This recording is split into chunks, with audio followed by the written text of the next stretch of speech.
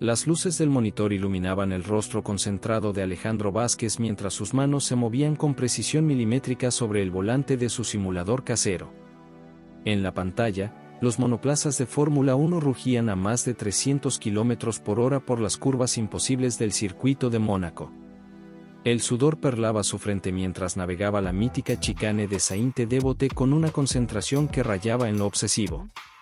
Para el mundo exterior, era solo un joven de 19 años encerrado en el cuarto trasero de una modesta casa en Guadalajara. Pero en su mente, en ese universo paralelo donde la velocidad era religión y las curvas eran oraciones, era Lewis Hamilton luchando por la pole position en el gran premio más prestigioso del mundo. El cuarto olía a cables sobrecalentados y al aroma persistente de las quesadillas que su madre había preparado para la cena. Las paredes estaban tapizadas de pósters arrancados de revistas, Ayrton Senna desafiando la lluvia en Donington, Michael Schumacher celebrando en Monza, Sebastian Vettel con los brazos alzados en Suzuka.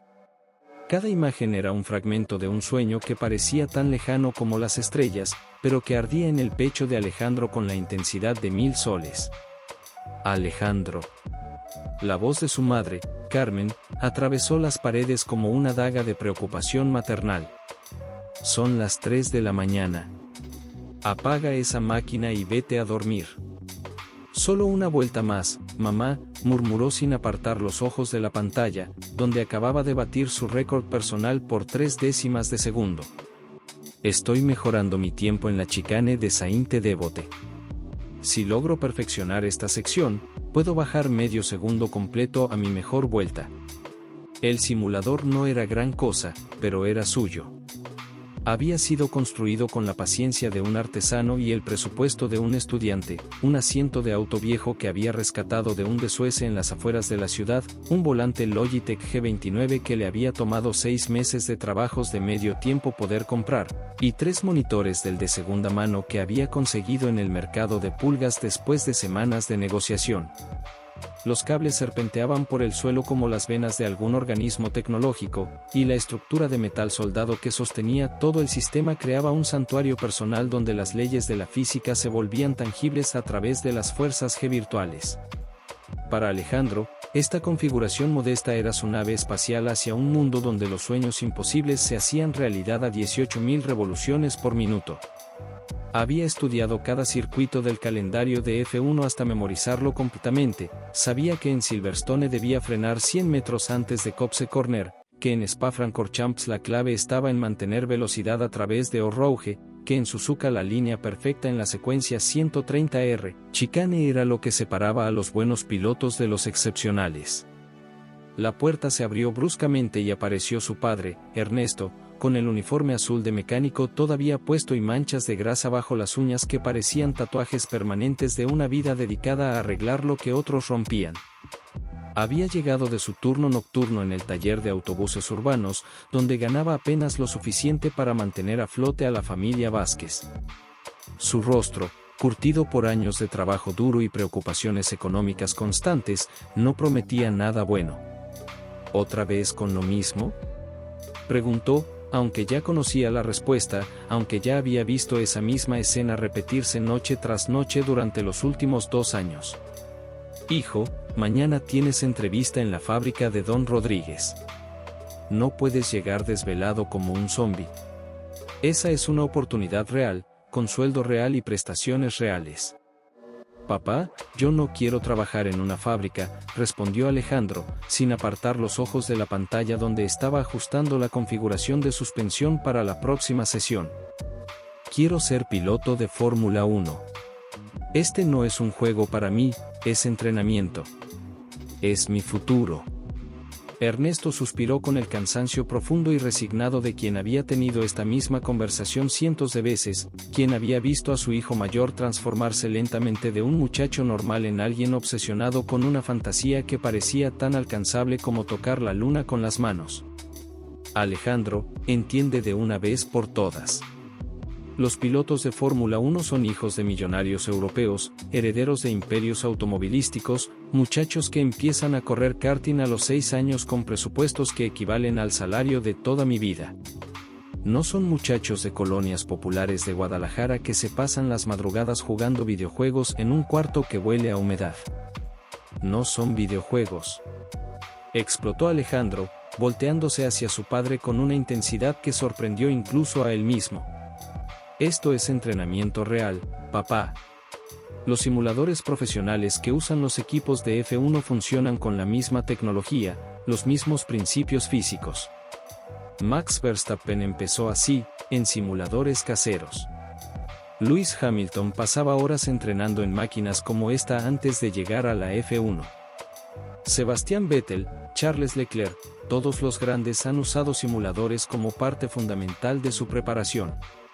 A los 16 años, era la única en la familia que había visto a Alejandro correr en los pocos cartódromos locales donde ocasionalmente conseguía rentar tiempo de pista, la única que había sido testigo silencioso de cómo su hermano era consistentemente más rápido que chicos que habían estado corriendo desde la infancia con equipos que costaban más que el auto familiar de los Vázquez.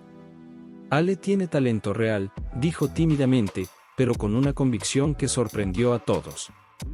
La semana pasada en el cartódromo de Zapopan no solo le ganó a Ricardo Mendoza, lo humilló. Y todos sabemos que el papá de Ricardo gasta más dinero en llantas y combustible al mes de lo que nosotros ganamos entre todos. Ernesto observó a su hijo, ese muchacho flaco con cabello rebelde que había heredado la pasión familiar por todo lo que tuviera motor, pero que había canalizado esa pasión hacia algo que parecía tan lejano e inalcanzable como colonizar Marte. Regresó a su simulador, pero esta vez no encendió la pantalla. En lugar de eso, abrió su laptop y comenzó a escribir con una urgencia que sorprendió incluso a él mismo, mientras su familia observaba en silencio, sin saber que estaban presenciando el momento exacto en que su hijo decidió dejar de soñar con ser piloto de Fórmula 1 para comenzar a hacerlo realmente, costara lo que costara. 3 meses después, el destino llegó en forma de un camión desvencijado que se detuvo en la cantina del pueblo. El conductor, un hombre moreno con piel quemada por el sol y ojos del color del océano, preguntó por direcciones hacia la costa. ¿Usted viene del mar?, preguntó Alejandro, apareciendo de la nada como si hubiera estado esperando ese momento toda su vida. El hombre, que se presentó como Joaquín, el tiburón, Morales, sonrió mostrando una dentadura incompleta pero genuina. Vengo de Puerto Escondido, chamaco. ¿Por qué? Porque yo voy a ser surfista, declaró Alejandro con una convicción que sorprendió incluso al forastero. Joaquín observó al muchacho, alto, de espaldas anchas, con esa hambre en los ojos que reconocía en todos los grandes del surf. Pero también vio algo más, la desesperación pura de quien está dispuesto a arriesgarlo todo. ¿Sabes siquiera nadar, muchacho? En el río, sí. Pero no es lo mismo, ¿verdad? No, definitivamente no es lo mismo, Joaquín se rascó la barba canosa. El mar es una bestia que respeta solo a quien lo respeta. ¿Tú lo respetas? Ni siquiera lo conozco, pero lo siento aquí, Alejandro se tocó el pecho. Como si fuera parte de mí. Joaquín había llegado al pueblo buscando trabajadores temporales para un hotel en la costa, pero encontró algo diferente en este muchacho. Algo que le recordó a él mismo 30 años atrás, cuando dejó su pueblo en Oaxaca persiguiendo las mismas olas imposibles. Mi camión sale mañana al amanecer hacia Puerto Escondido. Si cambias de opinión sobre la vida que tienes aquí, estaré en la plaza. Esa noche, Alejandro no pudo dormir. Carmen se acurrucó junto a él en la cama que compartían desde niños. «Te vas a ir, ¿verdad?», susurró en la oscuridad. «No lo sé, Carmencita. Es que, siento que si no lo intento ahora, nunca lo voy a hacer. Papá va a estar muy enojado». «Lo sé. Pero, ¿tú qué harías si tuvieras la oportunidad de tocar las estrellas?». Carmen guardó silencio por un momento, luego se acurrucó más cerca de su hermano. «Yo las tocaría, Alex. Definitivamente las tocaría». Al amanecer, don Ramón encontró una nota sobre la mesa de la cocina, junto a la tabla improvisada que Alejandro había dejado como símbolo de un sueño que finalmente se atrevía a perseguir. «Papá, voy a buscar el mar que llevo en el alma. Cuida a Carmen». volveré cuando sea el hombre que sé que puedo ser. Tu hijo que te ama, Alejandro. El rugido del camión de Joaquín se perdió en la distancia, llevándose con él la esperanza de un muchacho y el corazón roto de una familia que acababa de perder a su estrella más brillante. El calor de julio en Guadalajara era sofocante, pero Carmen Mendoza apenas lo notaba mientras caminaba apresuradamente hacia casa después de su turno en la fábrica. 3 meses exactos habían pasado desde la desaparición de Alejandro, y aunque el dolor se había vuelto más manejable, seguía siendo una herida abierta que pulsaba con cada latido de su corazón. Cada día había traído la misma rutina: despertar esperando un mensaje, una llamada, cualquier señal de que su hijo estaba vivo y bien. Las calles polvorientas del barrio parecían más vacías sin la presencia bulliciosa de Alejandro. Los amigos habían dejado de preguntar, los vecinos evitaban mencionar su nombre, y la vida había continuado su curso implacable alrededor del vacío que él había dejado. Carmen había perdido 12 kilos, sus canas habían aumentado considerablemente, y las arrugas alrededor de sus ojos se habían profundizado como surcos labrados por lágrimas nocturnas. Sofía la esperaba en la sala de su modesta casa, pero había algo completamente diferente en su expresión. Después de meses de verla hundida en una depresión silenciosa, con calificaciones descendentes y una sonrisa que había desaparecido de su rostro, ahora sus ojos brillaban con una mezcla extraña de confusión, excitación y algo que Carmen no había visto desde antes de que Alejandro se fuera: esperanza. «Mamá, tienes que ver esto», dijo Sofía, sosteniendo el control remoto con manos que temblaban visiblemente. «Acaba de salir en las noticias deportivas internacionales. No vas a creer lo que estoy por mostrarte». Carmen dejó caer su bolsa al suelo, junto con los restos de comida que había traído de la fábrica. Durante semanas, había evitado activamente ver noticias, demasiado temerosa de encontrar algo relacionado con accidentes, hospitales o peor aún, el tipo de noticias que ninguna madre quiere escuchar sobre su hijo desaparecido. «Sofía, ya hemos hablado de esto. No puedo seguir torturándome con cada noticia sobre jóvenes que...». «Solo míralo», interrumpió Sofía con urgencia, encendiendo la televisión y cambiando rápidamente al canal de deportes. «Confía en mí, mamá. Solo una vez más». La pantalla se llenó con la imagen espectacular del circuito de Silverstone en Inglaterra, con sus tribunas abarrotadas y la bandera británica ondeando bajo un cielo azul brillante.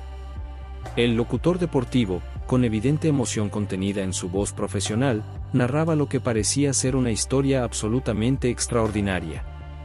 Y en una de las revelaciones más sorprendentes y misteriosas en la historia reciente de la Fórmula 1, un joven piloto mexicano ha emergido literalmente de la nada para convertirse en la sensación indiscutible de la temporada.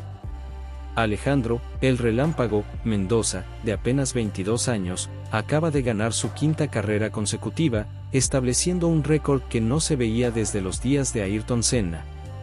Carmen sintió que el mundo se detenía completamente. El aire se volvió denso, su corazón pareció saltar varios latidos, y por un momento creyó que se desmayaría. En la pantalla apareció un joven atlético con casco rojo y azul, subiendo al podio más alto entre una multitud enloquecida, pero cuando se quitó el casco para recibir el trofeo dorado, no había absolutamente ninguna duda posible. Era su hijo. El mismo cabello negro desordenado que se negaba a peinarse por las mañanas, los mismos ojos intensos color café que había heredado de su padre Roberto, la misma nariz ligeramente torcida por una caída de bicicleta a los 8 años, la misma sonrisa tímida que había visto miles de veces desayunando en esa misma mesa. Pero había algo profundamente diferente en él. Una confianza férrea, una presencia magnética y poderosa que nunca, jamás, había poseído en casa. Mendoza aparentemente se entrenó en secreto durante meses en instalaciones europeas de élite antes de debutar en una serie menor, donde sus actuaciones fueron tan impresionantes y dominantes que Red Bull Racing lo firmó inmediatamente para su equipo principal, saltándose por completo todos los protocolos usuales. «No puede ser», susurró Carmen, sus palabras apenas audibles por encima del rugido ensordecedor de su propio corazón. No existen registros de entrenamientos previos en México o en cualquier parte del mundo, no hay historial en karting infantil, no hay participación en fórmulas menores tradicionales, no hay mentores conocidos. La señora González del apartamento contiguo llegó prácticamente corriendo, con lágrimas de alegría en sus ojos arrugados. Don Raúl del cibercafé apareció con una botella de tequila para celebrar adecuadamente, e incluso llegaron 2 periodistas locales de un periódico de Guadalajara pidiendo declaraciones exclusivas sobre el milagro deportivo mexicano. Pero en medio de todo el caos, las felicitaciones, la celebración espontánea y el ruido, historias que siempre había considerado meras supersticiones de pueblo, leyendas pintorescas para asustar niños, pero que ahora. La televisión mostró una toma en cámara lenta y primer plano de Alejandro durante la tensa conferencia de prensa posterior a la carrera. Por un momento fugaz, solo por una fracción de segundo que casi se podría haber atribuido a un error técnico de transmisión, sus ojos parecieron volverse completamente negros, como pozos infinitos donde se había apagado completamente toda luz interior. Carmen sintió un escalofrío profundo que no tenía absolutamente nada que ver con el aire acondicionado. Sofía, dijo lentamente, con una voz que sonaba extraña incluso para ella misma. Creo que necesitamos ir a Inglaterra. Necesitamos ver a tu hermano cara a cara. ¿Qué? ¿Estás hablando en serio? ¿Por qué? Está bien, está triunfando, está cumpliendo su sueño. Carmen no respondió inmediatamente. En la pantalla, Alejandro sostenía el trofeo dorado, sonriendo perfectamente para las cámaras internacionales, pero había algo sutil en su expresión que solo una madre que había visto cada gesto, cada expresión de su hijo durante 22 años podría notar. Era la mirada de alguien que había perdido algo fundamental e irrecuperable, algo que quizás nunca podría volver a recuperar. Era la mirada de alguien que había pagado un precio demasiado alto por sus sueños. Porque, dijo finalmente, con una certeza que la sorprendió, tengo la horrible y creciente sensación de que el hijo que regresó a la vida pública no es exactamente el mismo que se fue de esta casa hace 3 meses. Mientras la celebración improvisada continuaba a su alrededor, con vecinos brindando y planificando fiestas de bienvenida para cuando Alejandro regresara triunfante a México, Carmen Mendoza tomó la decisión que cambiaría absolutamente todo, haría lo que fuera necesario, vendería lo que tuviera que vender, pediría prestado lo que fuera preciso, para viajar a Inglaterra y traer a su verdadero hijo de vuelta a casa, sin importar qué fuerzas oscuras, sobrenaturales o inexplicables hubieran hecho posible su ascensión meteórica e imposible al estrellato mundial. El misterio de Alejandro Mendoza acababa de comenzar, y Carmen tenía la terrible sensación de que la verdad sería mucho más aterradora de lo que podía imaginar. El aeropuerto de Guadalajara nunca había parecido tan intimidante. Carmen había vendido los pocos ahorros que tenía y había pedido prestado el resto para comprar 2 boletos a Londres.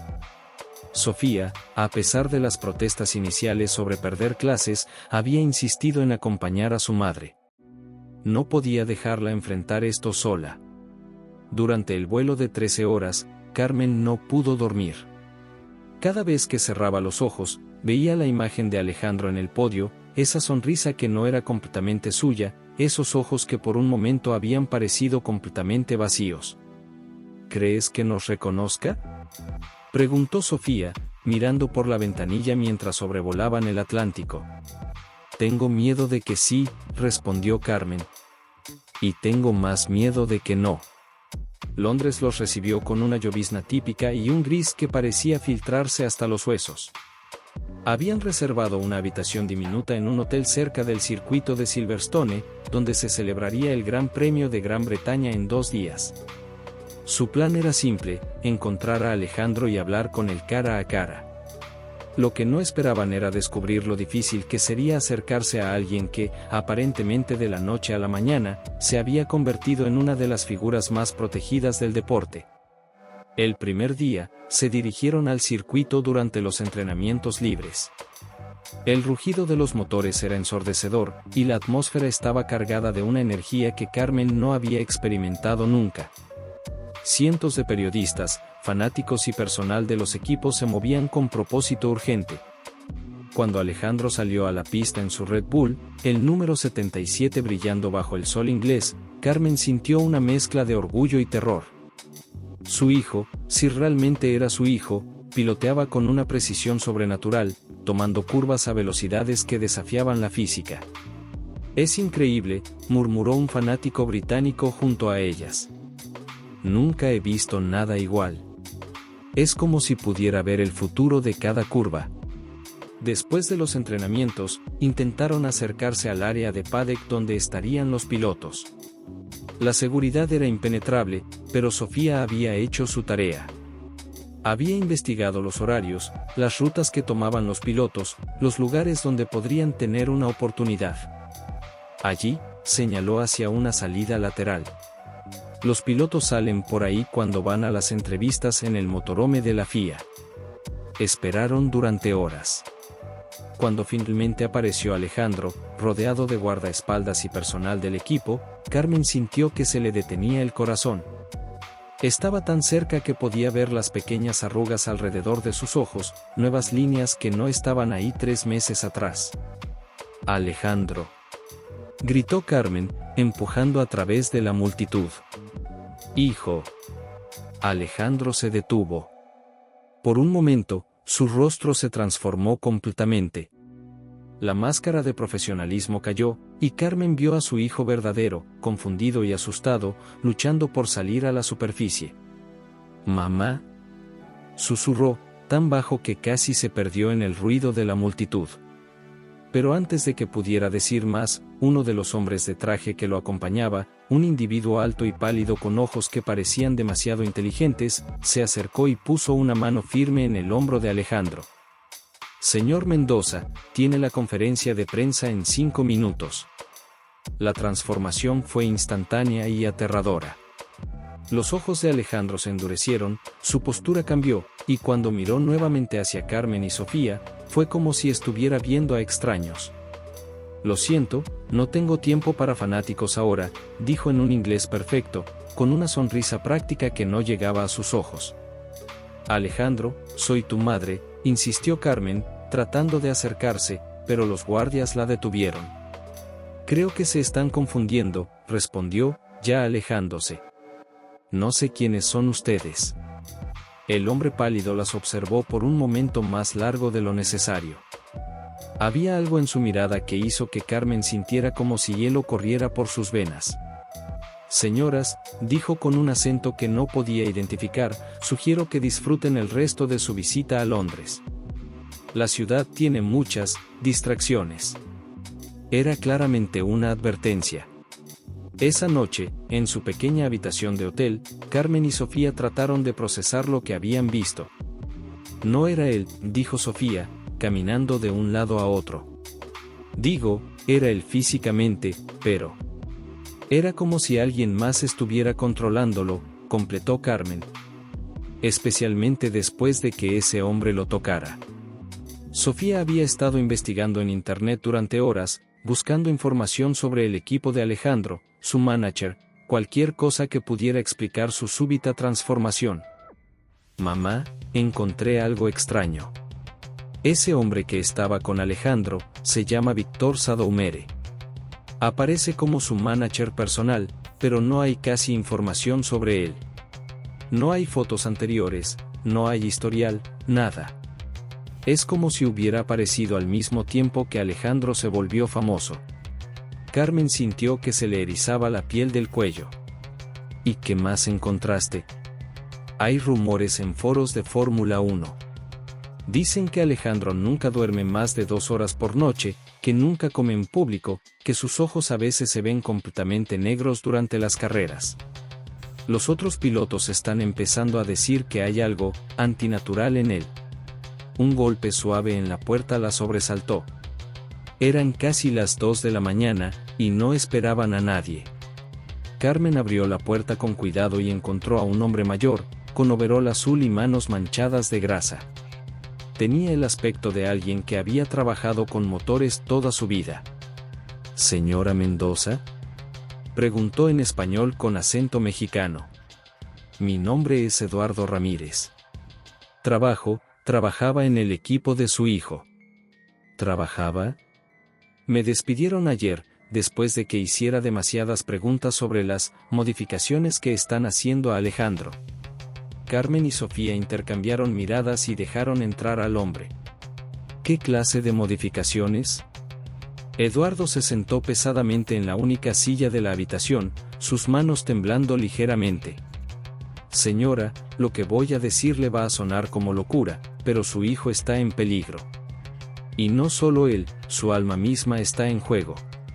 El silencio que siguió fue pesado con implicaciones que ninguna de las dos mujeres quería considerar. Ese tal Víctor Sadoumere no es lo que aparenta ser. Y el talento de su hijo tiene un precio que él quizás no entendió cuando lo aceptó.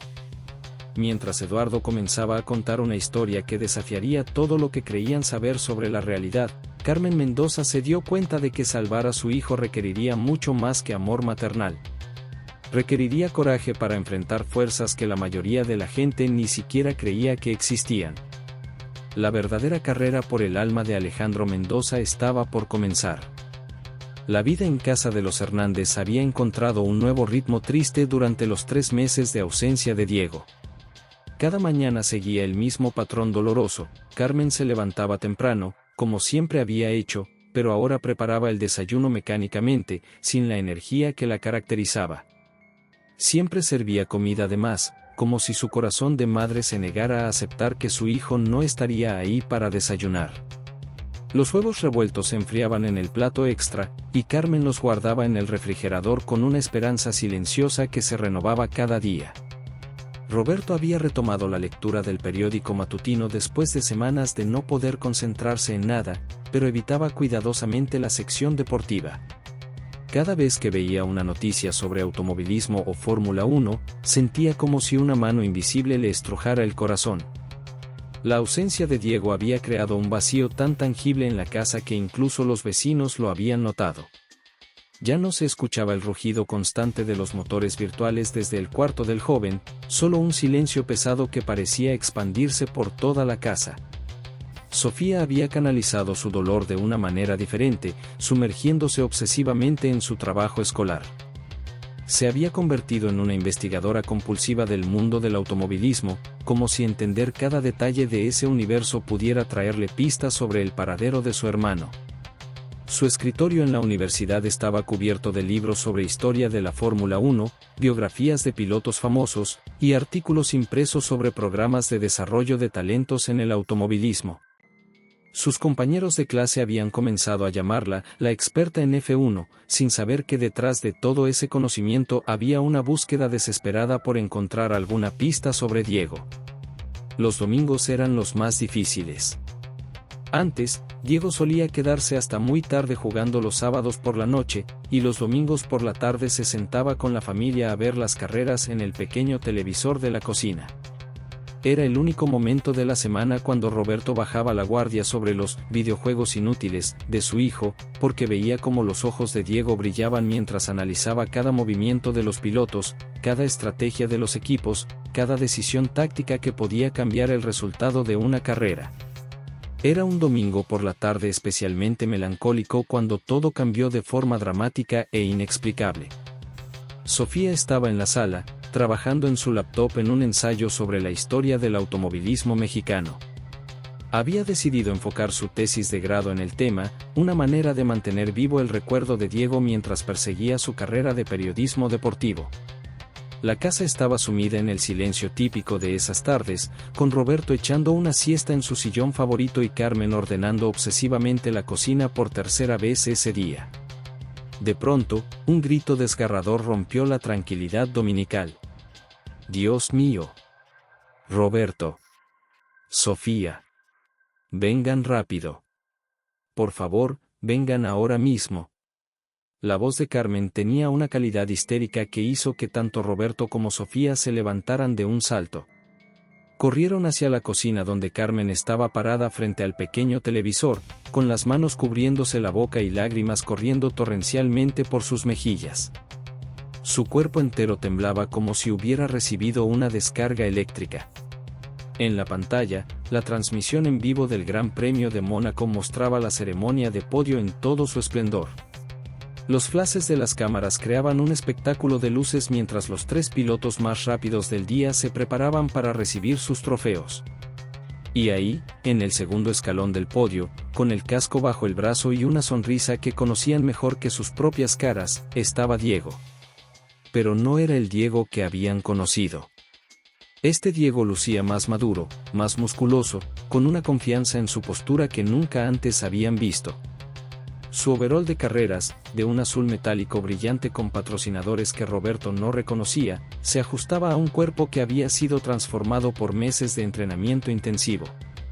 Y en una de las actuaciones más sorprendentes de la temporada, el piloto mexicano Diego Hernández, de solo 22 años, ha logrado un segundo lugar en su primera carrera oficial de Fórmula 1, representando al equipo Velocity Racing, decía el comentarista en inglés con un tono de asombro genuino, mientras la cámara enfocaba el rostro radiante de Diego. Roberto se dejó caer pesadamente en una silla, completamente pálido, como si toda la sangre hubiera abandonado su rostro de golpe. Eso es imposible, murmuró con voz ronca. Hace exactamente 3 meses Diego estaba jugando videojuegos en su cuarto. No sabía manejar ni mi auto para ir a la tienda. ¿Cómo? ¿Cómo diablos? Sofía ya estaba grabando la transmisión con su teléfono, sus manos temblando violentamente mientras trataba de mantener la pantalla enfocada. Su hermano no solo estaba vivo, sino que había logrado algo que debería haber sido físicamente imposible, había llegado a la Fórmula 1, el pináculo del automovilismo mundial. La cámara se acercó para una entrevista post-carrera. Diego, this is your first F1 race and you finished second, beating drivers with years of experience. How do you feel right now? Le preguntó la reportera en inglés. Diego, con su overol de carreras empapado en champán y sudor, respiró profundamente antes de responder. Su sonrisa era diferente a cualquier expresión que su familia hubiera visto en él antes, era la sonrisa de alguien que había encontrado su lugar en el mundo. It's incredible. Absolutely incredible. But you know what? Los comentaristas mencionaban que había aparecido, de la nada, al inicio de la temporada, con habilidades extraordinarias y un tiempo de adaptación que rompía todos los récords conocidos en el mundo del automovilismo. Los analistas deportivos no podían ocultar su asombro. Uno de ellos, un expiloto británico con décadas de experiencia, admitió abiertamente que nunca había visto nada parecido en toda su carrera. Esa noche, la familia Hernández no durmió ni un segundo. Se quedaron en la sala, navegando compulsivamente en Internet, buscando cualquier fragmento de información sobre la repentina carrera de Diego. ¿Crees que eso explica a dónde fue Diego durante estos 3 meses de infierno? Preguntó Roberto, su voz cargada de una mezcla de esperanza y desconcierto. Tiene que ser eso, papá. Pero, Sofía hizo una pausa, procesando la magnitud casi imposible de lo que habían presenciado. Diego no solo desapareció y encontró una oportunidad. Diego se convirtió en piloto de Fórmula 1 de clase mundial en 3 meses. Eso va contra todas las leyes de la física y del entrenamiento deportivo. Los pilotos de F1 entrenan desde niños, desde los 6 o 7 años. Necesitan al menos 15 años de preparación para llegar a ese nivel. Pero mientras decía esas palabras con convicción maternal, una pregunta atormentante flotaba en el aire de la sala, sin ser verbalizada pero presente en la mente de todos: si Diego realmente los amaba y pensaba en ellos como había dicho en televisión, ¿por qué no había intentado contactarlos durante estos 3 meses de agonía? ¿Y qué tipo de organización tenía el poder tecnológico y los recursos para convertir a un gamer amateur en un piloto de F1 de élite mundial en tan poco tiempo? La respuesta a esas preguntas llegaría a su puerta más pronto de lo que cualquiera de ellos podría haber imaginado. La celebración en casa de los Hernández duró exactamente 24 horas. Al día siguiente del podio de Diego en Mónaco, un BMW negro se estacionó frente a su casa en Coyoacán a las 10 de la mañana. Marcus Steiner bajó del auto, ajustándose su traje gris impecablemente cortado, y tocó la puerta con la seguridad de alguien que siempre obtiene lo que quiere. Sofía abrió la puerta, y inmediatamente reconoció al hombre por las descripciones que había leído en las notas de Diego. Había encontrado algunos papeles escondidos en su cuarto días después de su desaparición. «Usted es Marcus Steiner», dijo, no como pregunta sino como acusación. «Señorita Hernández. Su hermano le habló de mí». Mi hermano desapareció por 3 meses sin decir una palabra. Ahora aparece en la televisión como piloto de Fórmula 1 y usted aparece en mi puerta. Disculpe si no me siento especialmente amigable.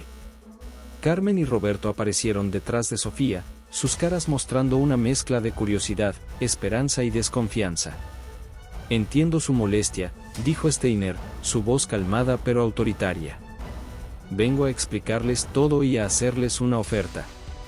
Durante la siguiente hora, sentados en la pequeña sala de los Hernández, Steiner reveló detalles que sonaban sacados de una novela de ciencia ficción. Velocity Racing no era solo un equipo de F1, sino la fachada de un proyecto de investigación y desarrollo financiado por algunas de las mentes más brillantes y los inversores más ricos del mundo.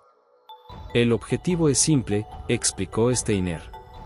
Identificar individuos con habilidades excepcionales en simulación y transformarlos en pilotos de élite usando métodos de entrenamiento revolucionarios.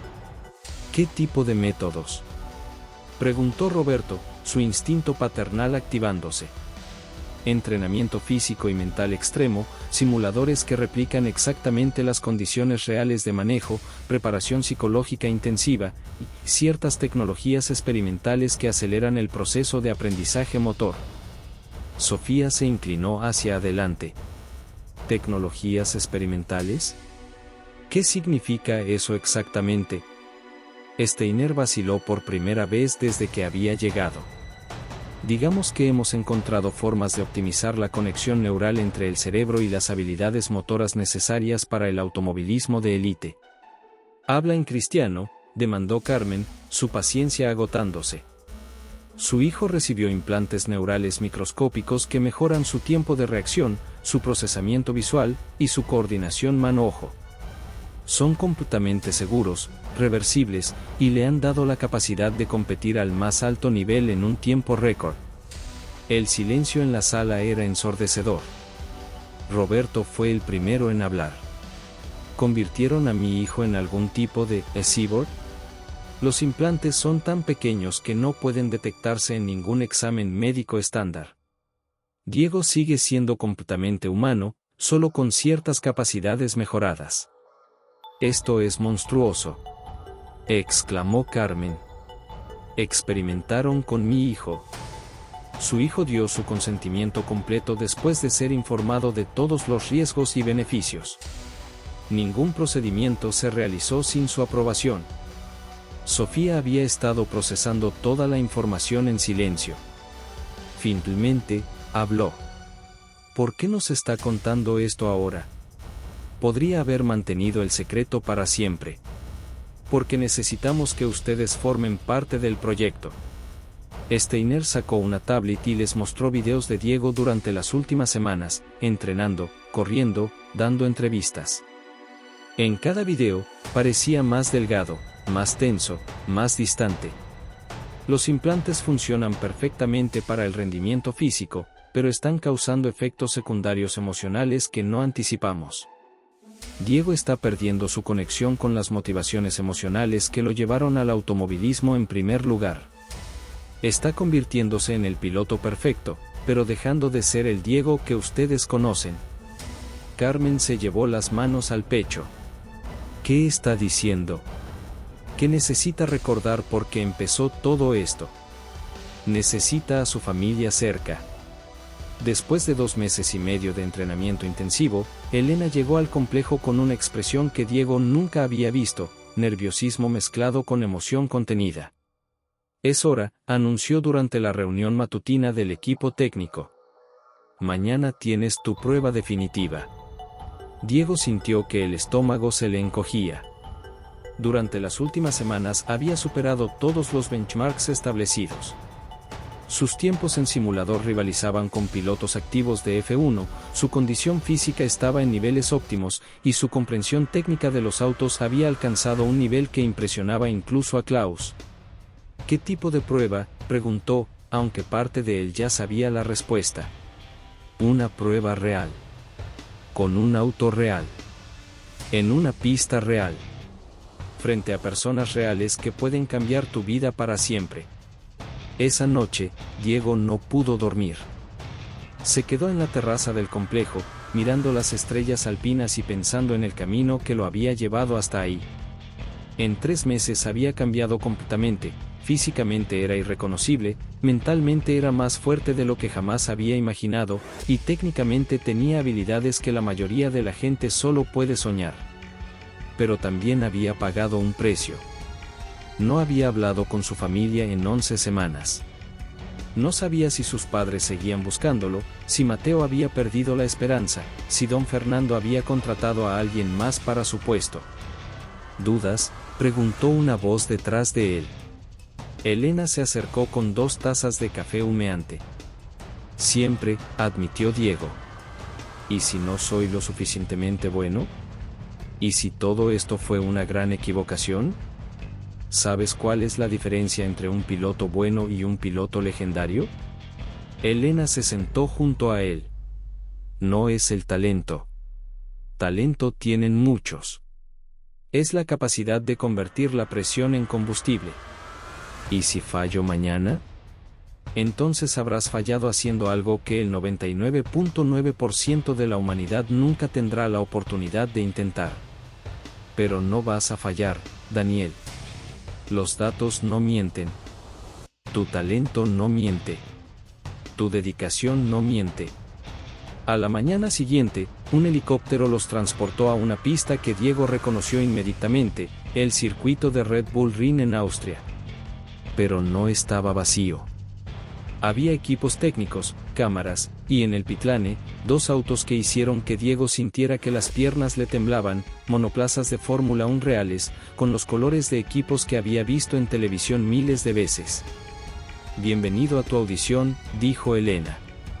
En el paddock, Diego fue presentado a un grupo de personas que parecían salidas de una revista de automovilismo, ingenieros de Red Bull Racing, representantes de Mercedes, scouts de McLaren, y en el centro de todos, un hombre de unos 60 años con el cabello plateado que irradiaba autoridad. Daniel Vargas, dijo el hombre, estrechando su mano con un apretón firme. Soy Marcus Webber, consultor independiente para varios equipos de F1. He escuchado cosas muy interesantes sobre ti. Señor Webber, Diego logró mantener la voz firme a pesar de que sentía que estaba viviendo un sueño. Hoy vas a correr 50 vueltas en ese monoplaza, Webber señaló hacia uno de los autos. Es un chasis de 2022, motor Mercedes, completamente funcional. Vamos a medir todo, tiempos por sector, consistencia, adaptabilidad a diferentes condiciones de pista, y lo más importante, cómo manejas la presión. Diego asintió, tratando de procesar que estaba a punto de manejar un auto de Fórmula 1 real por primera vez en su vida. Una cosa más, añadió Webber con una sonrisa. No eres el único que está siendo evaluado hoy. Hay otro candidato. Del motorhome del equipo técnico salió un joven de aproximadamente su edad, delgado, con el cabello rubio y una confianza que se notaba en cada paso que daba. Daniel, te presento a Alex Morrison, piloto británico con experiencia en F3 y GP2. Campeón de la temporada europea de F3 el año pasado. Alex extendió la mano con una sonrisa que no llegaba completamente a sus ojos. Mucho gusto, Daniel. Elena me ha hablado mucho de ti. Será interesante ver qué puede hacer alguien que aprendió a correr en videojuegos. El comentario tenía la intención de ser desestabilizante, y Diego sintió una punzada de inseguridad. Pero luego recordó las palabras de Jack, el miedo no vive en el auto. El miedo vive en la mente. Y tú controlas tu mente. Igualmente, Alex. Será interesante ver qué puede hacer alguien cuando se enfrenta a talento real. La respuesta sorprendió a todos, incluyendo al propio Diego. Elena sonrió discretamente. Los siguientes 30 minutos fueron una mezcla de preparativos técnicos, ajustes de asiento, y explicaciones sobre los controles del auto que Diego había estudiado obsesivamente pero nunca había tocado físicamente. Recuerda, le susurró Klaus mientras le ajustaban el casco, corres exactamente como has estado corriendo estos 3 meses. El auto es diferente, pero tú sigues siendo el mismo. Alex corrió primero. Desde el pitlane, Diego observó cada vuelta en los monitores, analizando las líneas de carrera, los puntos de frenado, la forma en que el británico atacaba las curvas más técnicas. Los tiempos eran impresionantes, consistentemente en el rango de 1:08 a 1:09, tiempos que en condiciones normales serían competitivos en una clasificación de F1. Tu turno, anunció Webber después de que Alex completara sus 50 vueltas. Diego se subió al monoplaza y por un momento, todo se volvió silencio. El asiento se moldeaba perfectamente a su cuerpo, los controles caían naturalmente bajo sus manos, y cuando encendió el motor, sintió una vibración que le recorrió todo el cuerpo como una corriente eléctrica. Radio check, Daniel, escuchó en sus auriculares. ¿Me copias? Copiado perfecto. Tómate las primeras 5 vueltas para acostumbrarte al auto. Después, muéstranos lo que sabes hacer. Diego salió del pitlane y en el momento en que pisó el acelerador por primera vez, supo que había nacido para esto. El auto respondía a cada uno de sus movimientos como si fuera una extensión de su propio cuerpo. La primera vuelta fue de reconocimiento, sintiendo los límites de adherencia, la potencia del motor, la precisión de los frenos. En la segunda vuelta, comenzó a empujar. En la tercera, ya estaba atacando las curvas con una agresividad controlada que sorprendió a todos en el pitlane. 1:07.8, anunció la voz en la radio después de su quinta vuelta. Un segundo más rápido que el tiempo más rápido de Alex. Webber se alejó para hablar con el grupo de ingenieros y representantes. Diego pudo ver gestos animados, intercambio de datos, y mucho movimiento de cabezas en señal de asentimiento. Alex se acercó, su confianza inicial notablemente disminuida. Buen trabajo, ahí afuera. No esperaba eso. Gracias. Fue increíble. ¿Realmente aprendiste a correr en simuladores? Entre otras cosas, sí. Joder, Alex meneó la cabeza. Tal vez debería conseguirme una PlayStation. En algún lugar de México, sus padres seguían buscándolo, sin saber que su hijo mecánico estaba a punto de convertirse en piloto de Fórmula 1. Pero también sabía que el precio de su sueño había sido más alto de lo que había imaginado. La pregunta que lo mantenía despierto era simple: ¿había valido la pena? ¿Cómo puedes reconocer a alguien? Pero Roberto no podía quitarse la sensación. Algo en la forma en que el piloto de Aston Martin atacaba las curvas, algo en su estilo agresivo pero calculado, le recordaba a alguien. Mateo, sentado junto a ellos, había dejado de prestar atención a la carrera. Ahora solo quedaba una pregunta: ¿cómo iba a explicar todo lo que había pasado? El regreso del corazón. El amanecer del día más importante de su vida encontró a Alex despierto, sentado junto a la ventana de su habitación, mirando las pistas donde había descubierto que realmente tenía el talento que siempre había soñado poseer. Sus manos temblaban ligeramente, no por nervios de pilotear, sino por la decisión que estaba a punto de tomar. En unas horas, tendría que elegir definitivamente entre dos mundos: el sueño de ser piloto de Fórmula 1 que había perseguido toda su vida, o regresar a una realidad incierta pero llena del amor genuino de su familia. La paradoja era cruel: nunca había estado tan cerca de alcanzar su meta, pero nunca se había sentido tan perdido. Se duchó y se vistió lentamente, cada movimiento deliberado, como si estuviera preparándose para su última carrera. Cuando bajó al comedor, Diego ya estaba ahí con una expresión extrañamente tensa. «Buenos días, Alex», dijo Diego, pero su voz sonaba forzada. «Tenemos un gran día por delante. Mi padre quiere verte manejar antes de que tomes la decisión final sobre el contrato».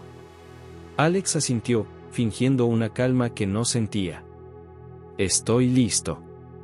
Mientras tanto, a pocos kilómetros de las instalaciones, Carmen, Roberto y Sofía esperaban en el auto, cada uno perdido en sus propios pensamientos. Carmen no había dejado de rezar en voz baja desde que habían salido de Ciudad de México antes del alba. Roberto revisaba obsesivamente su teléfono, esperando la señal de Alex. Y Sofía repasaba mentalmente cada detalle del plan, consciente de que un solo error podría costarle a Alex su única oportunidad de escape. ¿Creen que funcionará?, preguntó Carmen por 10ª vez. Tiene que funcionar, respondió Roberto con determinación férrea. Es nuestro hijo. Conoce la diferencia entre un sueño y una pesadilla. A las 9 de la mañana, Alex subió al Fórmula 3 para lo que él sabía podría ser su última sesión de manejo en las instalaciones Herrera. El coche rugió a la vida, y por un momento, toda su resolución vaciló. La sensación era embriagante, la potencia, la precisión, la conexión perfecta entre hombre y máquina que había buscado toda su vida.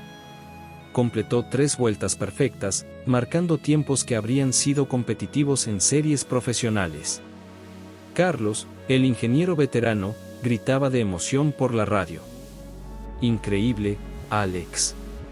Esos tiempos son de otro mundo.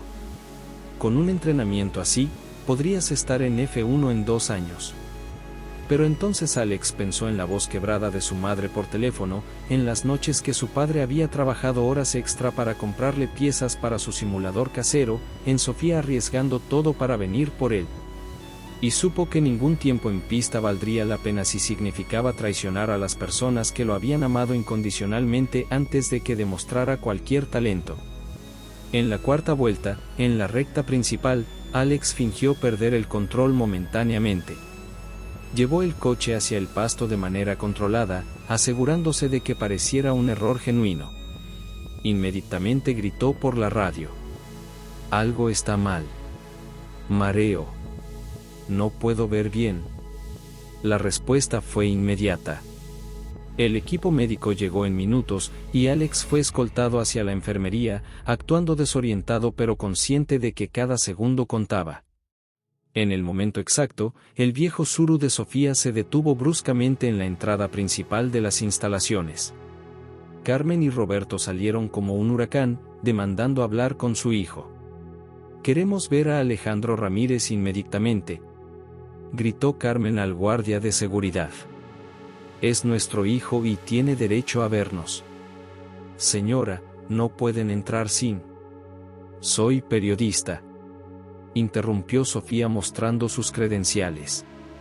«Y esto es una historia de interés público. Un joven mexicano está siendo retenido contra su voluntad». El caos que siguió fue exactamente lo que habían planeado.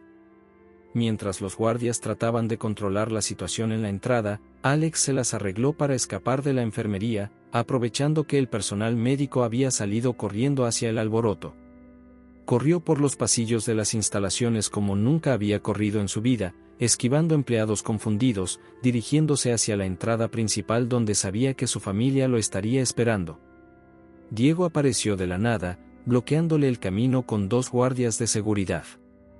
«Alex, por favor, no hagas esto», dijo Diego con una mezcla de súplica y amenaza. «Estás a punto de tirar por la borda la oportunidad de tu vida. ¿Realmente vas a cambiar la Fórmula 1 por regresar a ser un mecánico de barrio?» Alex se detuvo, jadeando, y por un momento, la duda lo paralizó. Diego tenía razón, estaba a punto de renunciar a todo por lo que había trabajado. Pero entonces escuchó algo que lo cambió todo. Era la voz de su madre, gritando su nombre desde la entrada, cargada de tanto amor y desesperación que le rompió el corazón. Y supo que había encontrado algo más valioso que cualquier trofeo, había encontrado de nuevo su verdadera identidad.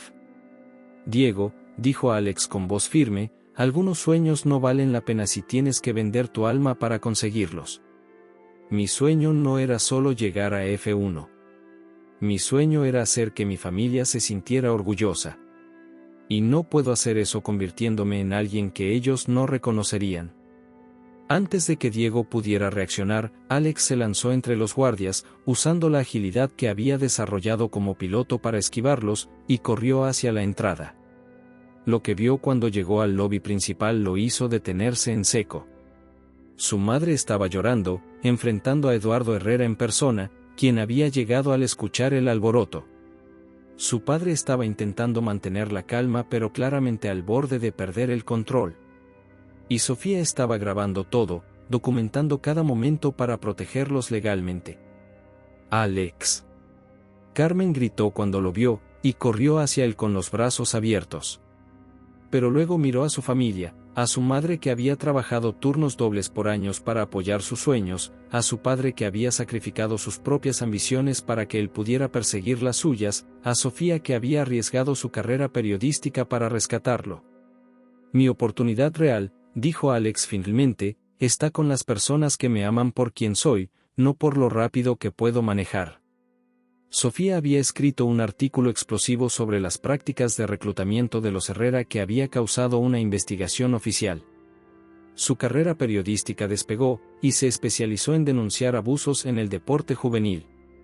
Una tarde de domingo, mientras Alex trabajaba en el simulador, enseñando a un niño de 12 años llamado Miguel los fundamentos del automovilismo, su teléfono sonó.